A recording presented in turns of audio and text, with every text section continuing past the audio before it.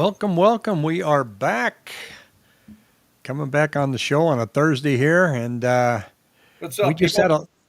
a long live stream with Dan Frio in Chicago and an agent in Florida, and Ruby was able to join us along with Jessica. And I don't know, Jessica, my takeaway is, aren't you glad you don't own a condo in Florida?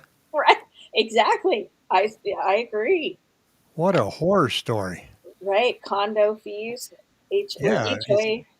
yeah. Dan's paid like $70,000 in association Assessments, and right? assessments. Like, I'd wave bye bye to that thing, but I don't know. And everybody down there is getting hit that way. Yeah, it So, sounds like it's with insurance and with these assessments that they're coming up. I mean, obviously what Fannie Mae and Freddie Mac did with these, that collapse of that condo. I mean, I think they they're going to decimate that market with that ruling as far as home. oh, Obviously the maintenance. it's rough. It's rough. So, but anyway, I mean, we've always been railing against condos for different reasons, but boy, I don't want to do it down there. But hey, I got some good news. Remember when I said that Tom Ruff, was with our MLS, was retiring, and he was the one that was preparing the newsletter that comes out once a month. So I thought, well, there went the newsletter. Well, guess what? It's back. They still have it, and so I have put it again up here at the top of the website. Well, there it is. Where'd it go? Right there at the top. That's supposed to be red there, and so you can download the July report and take a look, see what's going on in the market. So Lewis says, sad the stream was cut short. Barely any questions were answered. Boy, we tried. It's tough. You look at the line of questions that were on there, but we'll give it another shot, and you can fire us some questions here. But anyway, that report's there. You can click on that, and you can go right to it. You can download it, and you don't have to put in any information. So in other words, we're not going to jump in and say, I require your email. So you can get that report and take a look at it. It's pretty extensive. Kind of goes off. Yeah, it's fun. We kind of loaded up here today, Lewis. I'm getting tired. So. How about you, Jessica? It's a long social day. It is. It is. But taking a look here at where we're at for the week so far, our listing count is 17,361. It's a little bit different than what you see on the ticker right there because it all depends on what time of day I do it. But you can see that we've got 18,054 listings actually on the MLS now. So they probably did this last night. 2,600 new listings and 2,399 new contracts. So the new contracts have actually slowed down, folks. But then on this report, this is why I like to compare the 7-day moving average versus reports that come out for the MLS because they just said, we're up 3.3% on sold listings, and that is a true number. But mine is tracking over the 7 days, and I'm just seeing that today there's a bit of a dip, and our listing count under contract is 7239. So, and that doesn't tell you whether that's up or down. The other numbers just not changing much. Sold to list price ratio and all that stuff, and then active listings starting to come down a little bit, and as expected. And we're not seeing a whole lot of new listings coming on board for those that are waiting for that. We're all waiting, right? And here's price changes. So they went up from 2130 last week to 2218. Nothing alarming there, just a little tick up. Those are price cuts. Nobody gets in and raises it. Nobody looked at my house. Let's raise it. I've seen agents do that. Have you? Yes. Why? And it was, I think, $1,500. Yeah. It was yesterday. I went, did that price go up? And I looked at the price difference. It's rare, but yeah, it happens. Yeah. It's like, what happened? Our month supply hasn't budged. We're still sitting there at 2.9. And interesting article came out. Federal Reserve Bank of Atlanta National Home Ownership Affordability Monitor. That 100 is considered affordable. Anything above that is more affordable. nationally, we're way down here. Where it gets interesting is it says, okay, what's driving it? Um, and so the black line here is affordability change, okay, total. Income change is green, so income has gone up, so that's improved for everybody. Interest rate change is this kind of red color here, and so interest rates when they went up, you can see the affordability went way down, and then price changes are this blue number there. So prices have not come down to reflect what we did see here in the when mortgage rates went down. So mortgage rates went down, but then prices started to adjust a little bit right here. So it's an interesting one to look at nationally. And as we learned today, talking to Florida, they're a totally different market than what we are. And but then it shows you nationally where do you want to get a good deal that's affordable. That's the green spots. So up here in the middle of nowhere in Nevada, you can find affordable housing, and somewhere here in Nebraska um, looks looks really good for you there. And of course, there's a whole bunch of places in Oklahoma, and so there's some opportunities out there if you like to be cold, which is right about here. That's where the affordable housing is. And then finally, looked up notices of trustee sales for the month. They're hanging in there at 300. And the Cromford Demand and Supply Index, it finally crossed, not by much, but demand is now below supply. Last time we saw that happen, we saw prices start to come down slightly, and we're waiting to see if that's going to happen. If that's the case, it doesn't necessarily mean when they've just crossed that we're going to see changes in pricing. But if they start separating themselves, it's all about supply and demand. So if they start separating themselves some more, then we could see some pressure. But there's so many things in play, and could mortgage rates have bounced around more than they did this week? I mean, look at Monday. We wake up, Bank of Japan throws the entire market into a tizzy, and we drop by 1,000 points. And Tuesday, Yeah. nothing to see here. Rates went down to like 6.1. Didn't they, Pat, at one point? Yeah, I mean, I would say, I mean, what happens on those days, those volatile days, like we saw here. I mean, let me just pull this up here. This right here, these spikes, this red spike, uh, the spikes that happen when the market, I mean, the market on Friday was up like over a point in pricing. Rates were down. I mean, we saw rates uh, get down. Let's see here, the 10 year the 10 year got down to like 369 right around here. But a lot of times when you have those spikes, the lenders are not willing to change their pricing. Rates go up a lot quicker than they come down. Bottom line is, so if the pricing gets good, the lenders are not going to spread that pricing out right away. They're going to hedge their bets. And that's what, I mean, Friday, the bond market was great. Monday got slapped. So that's why lenders are really hesitant to, give out the best rate right away. But it's been volatile. I mean, it's been, we saw overall, I think, we're right here, like you said, this is what we've been talking about. This is the height back in October. And if you can just see, if you just look at this overall chart, it's been kind of fighting downward.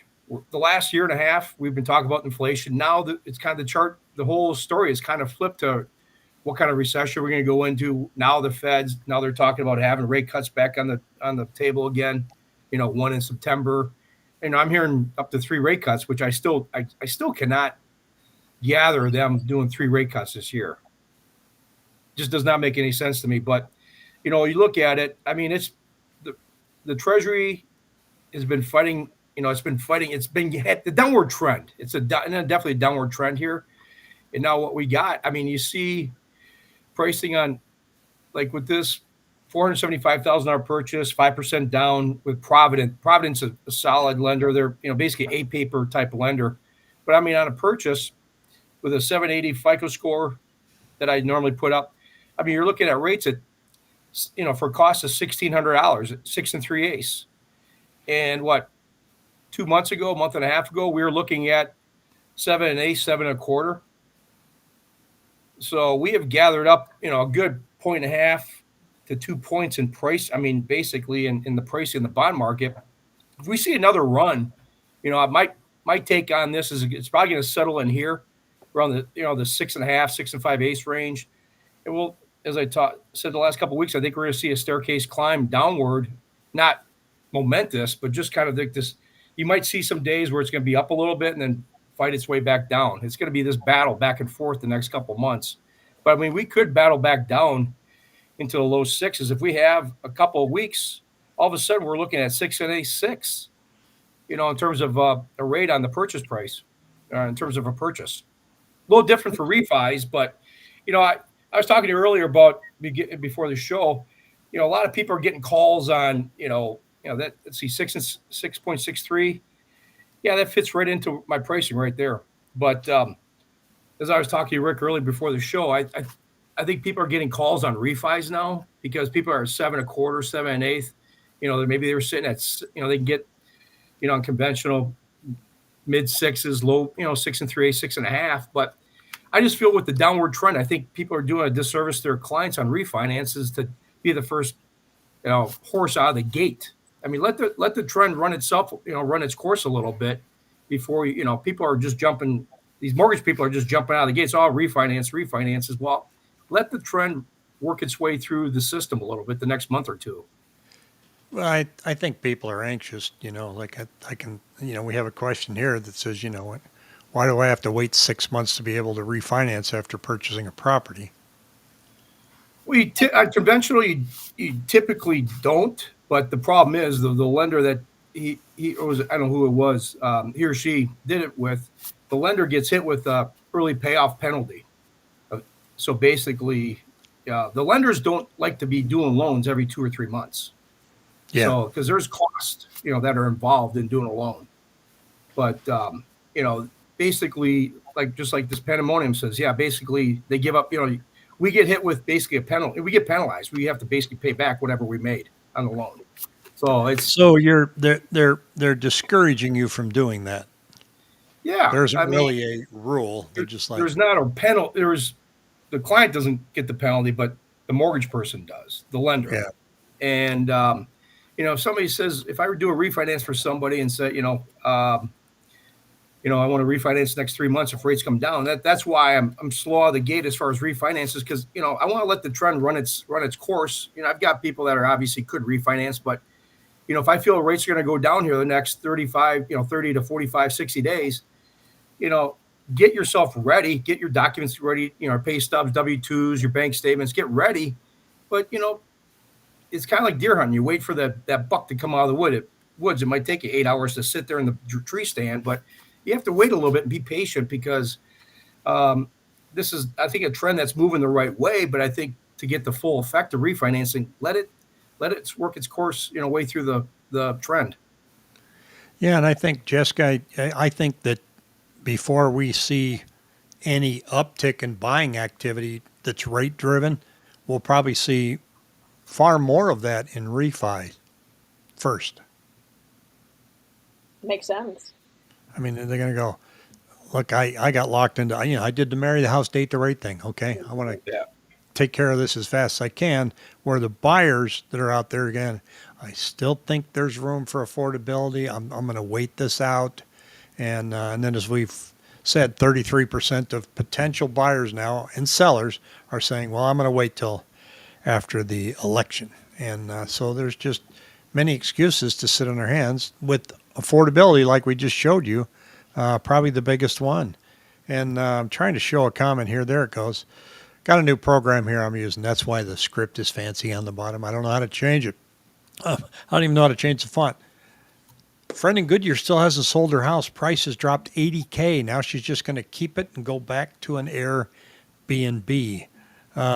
I can look up Goodyear numbers and see how they are in relationship to supply and demand. But I think they're sort of competing for new builds out there, aren't they, Jessica? Yeah, I would assume that that's probably some of it. And 80,000, was it overpriced? Were they speculative when they priced it, being because the market hasn't gone down. We know that. It's Yeah. what pricing incentives and opportunity for buyers with closing cost opportunities on the backside has been definitely there for a few months now, since April, May, June, July, August. We're still seeing a lot of buyer incentives that have to be offered. Well, whenever I see a dollar amount on a price reduction, it just makes me go back and go, well, where'd they start? And where were they in relationship to, what the Market. market was telling you at the time? Yeah. So, and if it was an Airbnb, those are usually in really good shape. And they tend to move okay. I'm trying to pull that up. I can't get it right now, but and so here's a comment. He says, "I thought it was way overpriced. She put a lot into it and only did Airbnb for less than a year." Well, that's part of your answer there. If she came in overpriced, buyers are not offering you lowball offers right now. If they think it's overpriced, they're going to go look at something else. They're going to say, that's too pricey. 799 to list, and now 714. Um, they're they're not putting it on their list, right? It's like, I have a price list that I want here. Stay within that.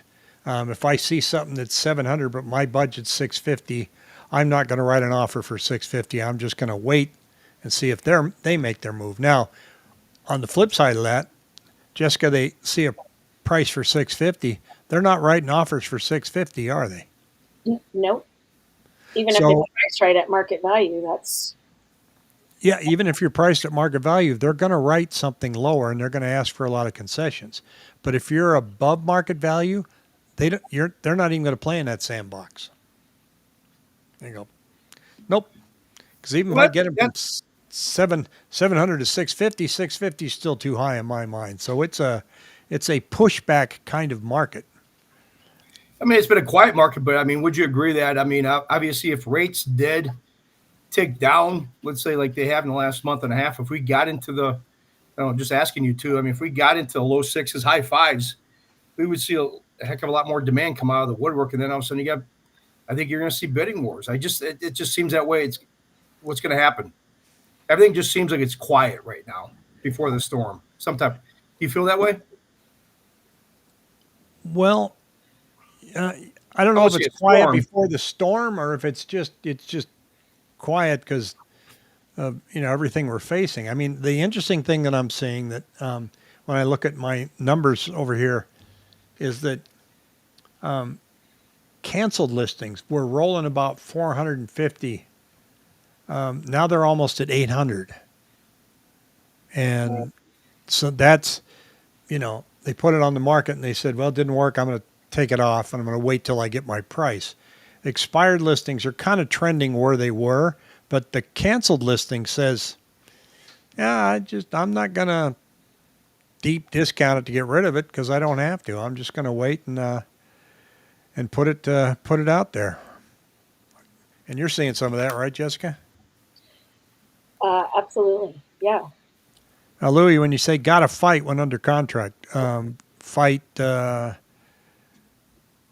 once you're under contract with a price. Are you saying try to get a better price once you're under contract? I have which you can't do that.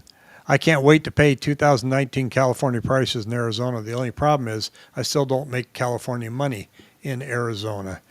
That's the problem that we're facing right now. And Kyle Bender, yep.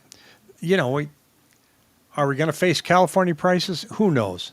If we are, it's going to take a while. I'm trying to get rid of something here. So, so you're saying yes, sir, that write the contract and then negotiate. Nope. People try to use the inspection period for that, and it gets under my skin when they do that. I had a client once that said, I want them to give us $20,000 credit, lower the price give us $20,000 credit for repairs.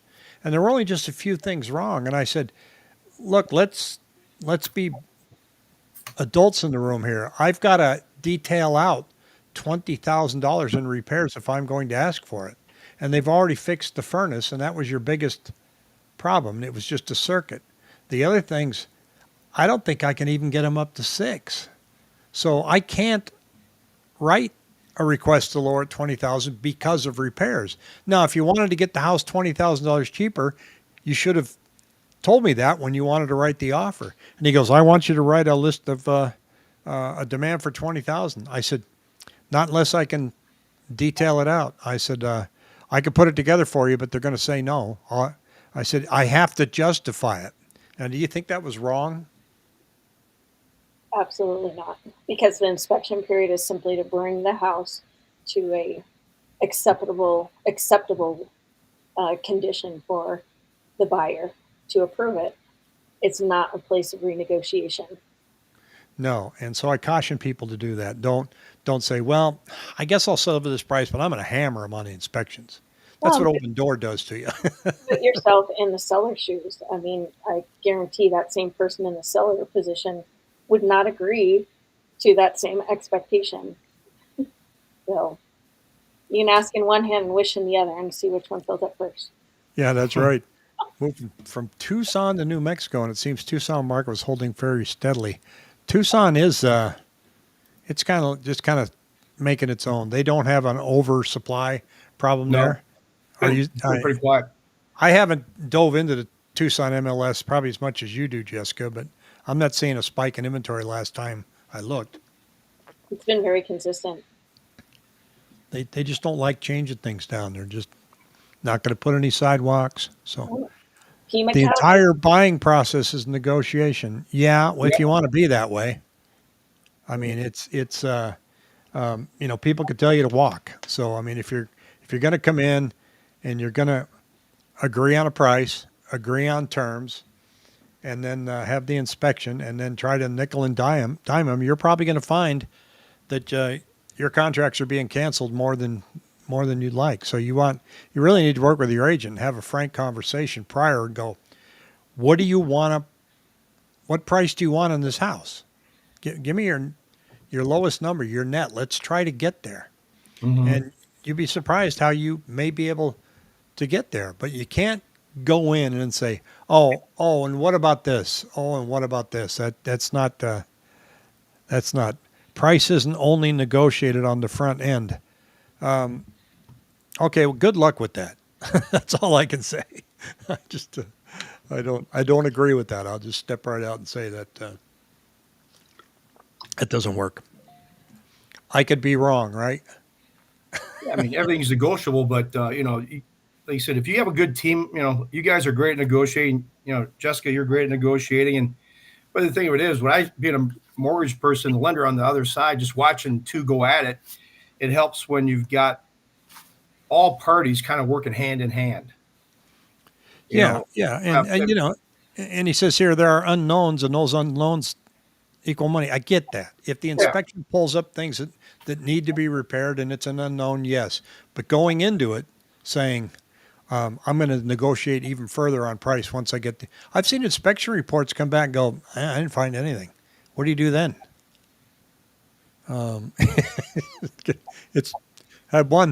I showed up and the inspector goes, I got nothing. Maybe a bolt on the pool pump, but this is the cleanest house I've ever seen. So kind of hard to go after him for money when that happens. So a point comes in time. There's a point in time when you say, okay, hey, I'm getting a good deal. Get everything, everything is set. Let's keep this deal moving forward. Now, there was some jobs data that came out today, unemployment numbers, and it didn't really rattle the market much, did it? No, not really. I mean, it was jobless claims. I mean, they had the numbers were, I'm just pulling up here. It was 233 versus, 240, I guess was the forecast. So nothing crazy there. Yeah. I mean, the bond market, 5.5 coupon was up, down 12 basis points. So it's been selling out. We saw like the Monday, last Friday and this Monday, we saw some craziness, but we're going to see bits and I think we're going to see those days of craziness, and then it settles down, and that's what I mean. I think we're going to see this battle back and forth, and it'll settle, and battle back and forth and settle. But I just think the overall trend is obviously for rates is a slow. The bias is toward the downward trend. So I think Well, but the volatility of it, like for Monday, it certainly didn't help raising anybody's optimism. It just, I mean, if you're optimistic, if you thought, okay, here we go. I yeah, mean, it amazed me how fast the comments started going that this is it. Here we yeah, go. Here comes a recession. Central bank needs to come in and have an emergency meeting. They've only had two. One after 2008 when Lehman Brothers went belly up, and then during COVID. They're yeah. not going to come in because the market went down 1,000 points. No, It's not an no. emergency meeting. They're going to go, 5%? What the heck? It's just clickbait for a lot of people. I mean, like I said, when the bond market rallies real strong, the lenders they're not willing to give you back, give you those gains right away. So, I mean, it takes a couple of days for the pricing in the bond to kind of reflect what, or in the obviously in mortgage rates, what the activity that's been happening in the mortgage-backed security market, because the lenders, you're talking billions of dollars. They're not going to just throw out the best price right away if the market's up, if the bond market's up a point, let's say. So that's why I said you just got to you don't want to be the first horse out of the gate. Just let things settle out here. And like I said, that's why I haven't been jumping on refinances, because I think there's a downward trend, and people that were maybe 7.8, 7.25, if we can get, I would like to get refinances where there's a 5 on the end, with the problem is, like you said, people can, a lot of mortgage people are on the phone. You get these call centers, and that's what happens. People just have to beware. You're going to get these call centers that are trying to entice people, because these call centers are just notorious for just hounding people. Oh, I mean, it's same with expireds and canceled too. Yeah. And I mean, they're just trying to squeeze water of a rock. Okay, rates are down. I can refinance you. And then something rates go down again. They'll be calling them again. And, let the trend run its course. I don't want to refinance people. I'm not a mortgage guy that wants to refinance people 2 or 3 times. Let's get that rate that you feel good long term. You might be at 7.25. If you can get, let's say rates go down to 5.75. Okay, yeah, then let's start talking. But because rates went from 7.25 down to 6.5, I just don't think I don't think it's ethical. I mean, if I know that rates are going to go down, why should I call you, Jessica, and say, hey, I can refinance you at 6.5, but rates go down to 5.75, and we'll refinance again. Yeah, there's some people out there who love to do that, but I just don't think it's an good economic game. I would agree with you. I read this a couple But hours get ready. ago.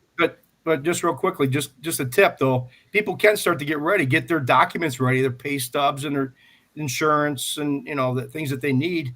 Be ready, just be ready to go. Yeah, and have that conversation with your lender prior. Say, I'd like to refinance when rates get to here. And have a target. I mean, I think run some numbers. Say, hey, okay, I'm paying X. If they get down to, because quite frankly, pull up a rate chart, the Treasury. I'm just going to pull this up. But, rates this is the Treasury market, which obviously the mortgage-backed security market kind of, obviously tracks it. But you can tell rates don't stay up or down for very long. This is from February 2nd to, March 7th. You see all these gyrations in here. So, you really just have to, I think, overall from a refinance strategy, pick a rate that you're going to be happy with. Say, if I can get, you're not going to get the bottom. You might refinance at say 6 and they go down to 5.75.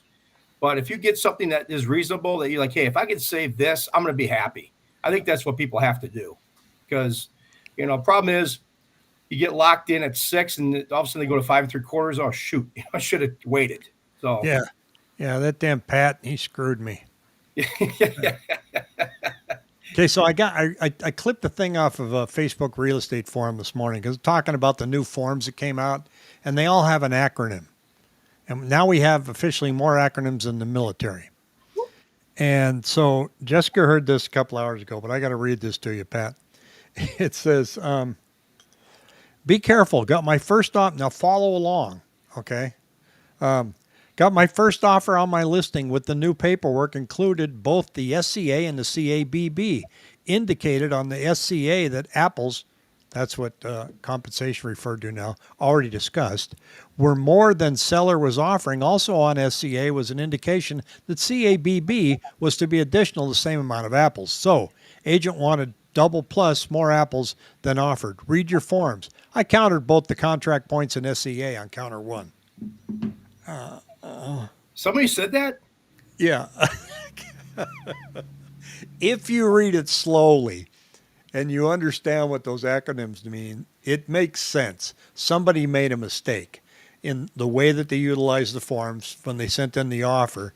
There's line 10 and line 17 and or 10 and 11, I think it is. And if you don't put the numbers in the right spot, you're actually asking for double compensation. So you got to be careful. And so it's and there's those mistakes. I read another one about a half an hour ago. It's really scary out there. Oh, Rocket Mortgage filled with a bunch bobo. LO.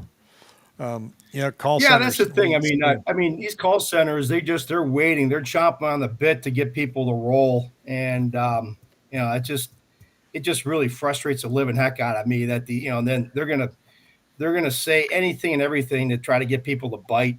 I think Jessica, you and Rick know that. Hey, I try to speak the right word. Try to treat people the way I want to be treated, and be straightforward with people. And you get these call center car salesmen. It's just insane, and people fall for it.